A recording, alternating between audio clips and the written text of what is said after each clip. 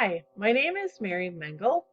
I'm going to do a project on departmentalization and curriculum change at Mount Calvary Lutheran School. The mentor that I chose is Jody Gilbert. She has been a teacher at Mount Calvary for 20 years. She also has experience with curriculum change and departmentalization. So I found her to be the perfect mentor. The class is BML 489-61 at Wisconsin Lutheran College.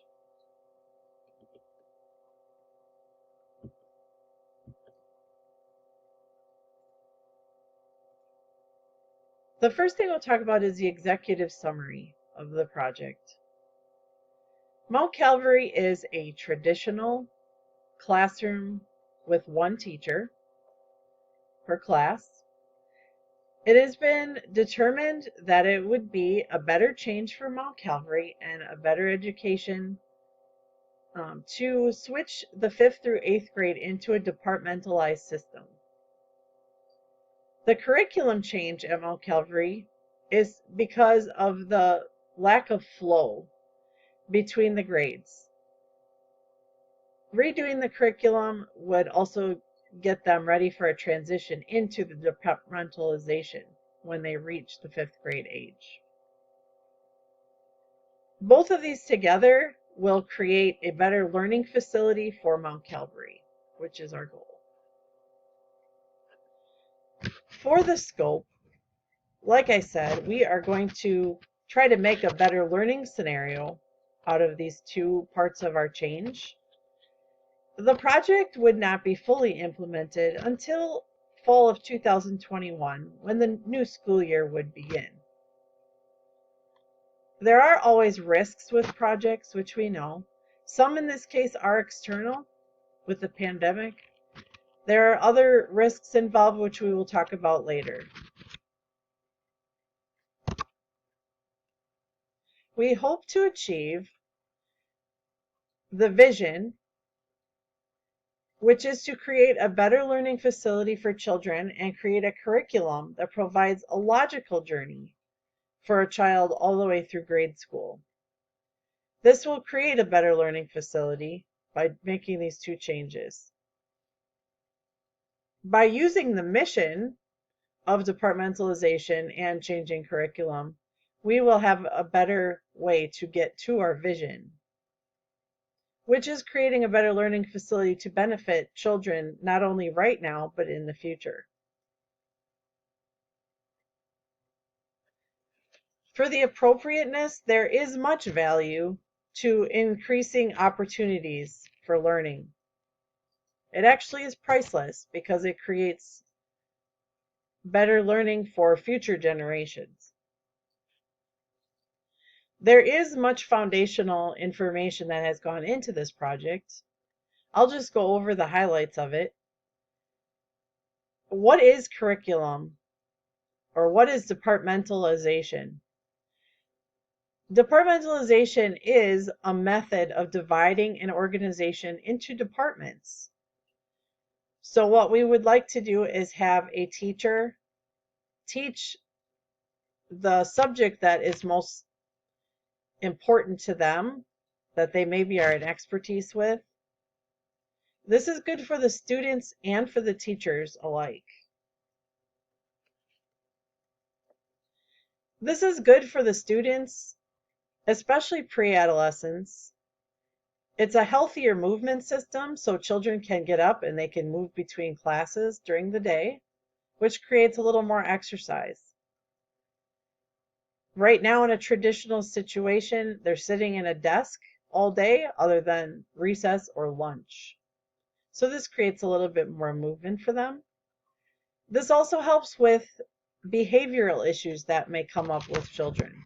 Sometimes they need the distraction of getting up and just changing their environment. This would change their environment and also the teacher that they would be with. There's an increased self-confidence that comes through something as a departmentalization. This is important psychologically for the children, and that is an important thing in our change process, to get them transitioned to be ready for the high school times. Teachers are also able to get to know more students as they go, and they can get closer with their students and to know them a little bit more. Multiple teachers can have a student. There might be issues with that child, and all children need to learn sometimes in different ways. So having multiple teachers gives the teacher also a backup that they can discuss things with to come up with the best plan possible for that child's education. It's also a good way to increase the responsibility level of children with their assignments, because now they have to go from teacher to teacher and be responsible. The flow from social studies, what we are trying to do is go from K first and second, which would be connected a little bit more, but a basic concept for them. And then transitioning into the departmentalization of the 5th through 8th social studies program. That would just give it a little bit better flow and a logical journey for them. On the activity for the future, changes will connect, and it will become a better education system because we are creating citizens in a fast changing world. So we need to get them ready for that.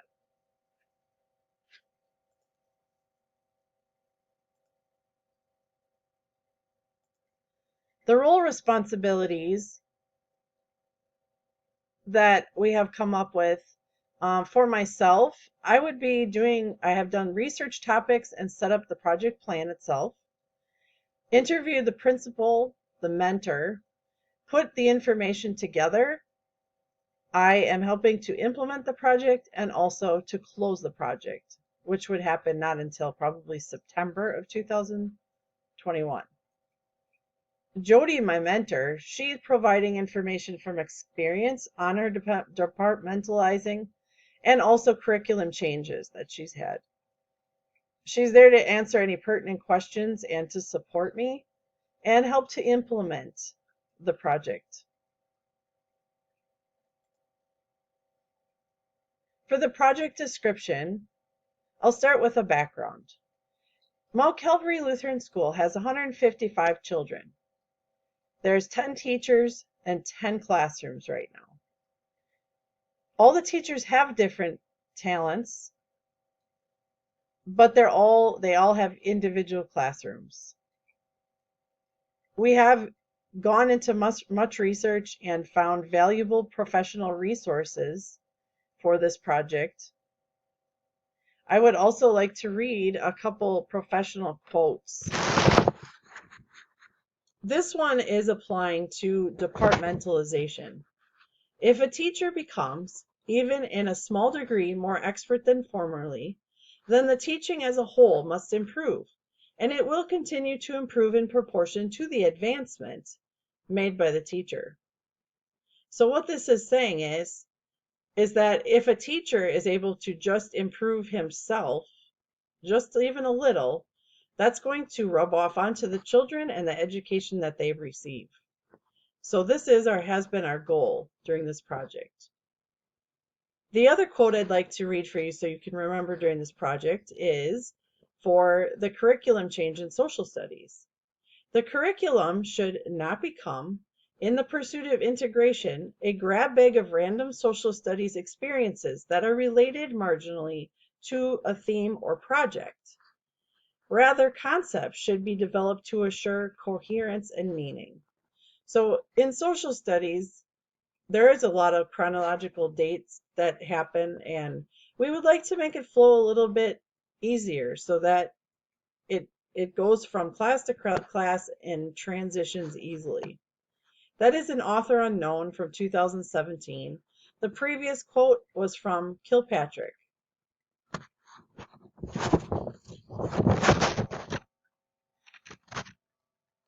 There's the value in assessment, part of the project, and then there's acknowledgement of risk. The risk, we know that there are we will talk about a little later. We have the elements and components of the project. That will be on the next slide as well. And then we have implementation format, timeline, budget, and risks and mitigation. A lot of these I will go into a little more depth with as we move along.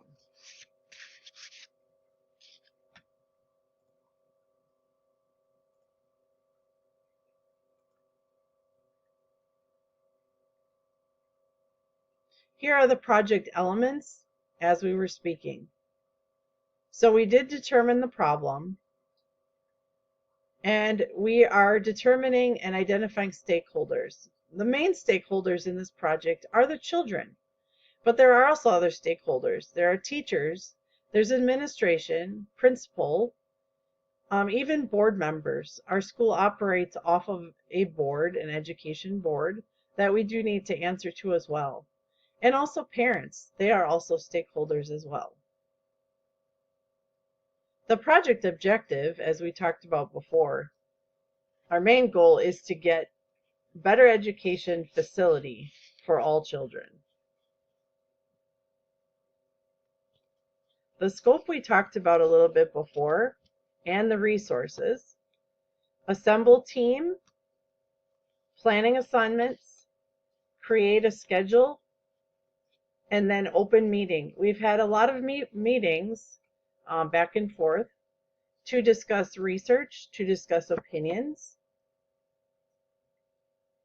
There's also a SWOT that was created. The strengths for the SWOT are positive feedback that we got from Teachers for Change. Teachers can use expertise and better themselves at the same time.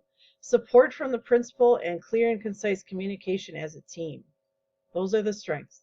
Our weaknesses are problems with shipping products such as books due to the pandemic, and the cost of improving education, which is always a concern. The opportunities, many opportunities for the children to grow through the process of departmentalization and social studies curriculum change are really exciting. So those are great opportunities for us in this project. And then the threats are a possibility of the board not approving our plan, or unknown pandemic issues in the near future with supplies that we need to change.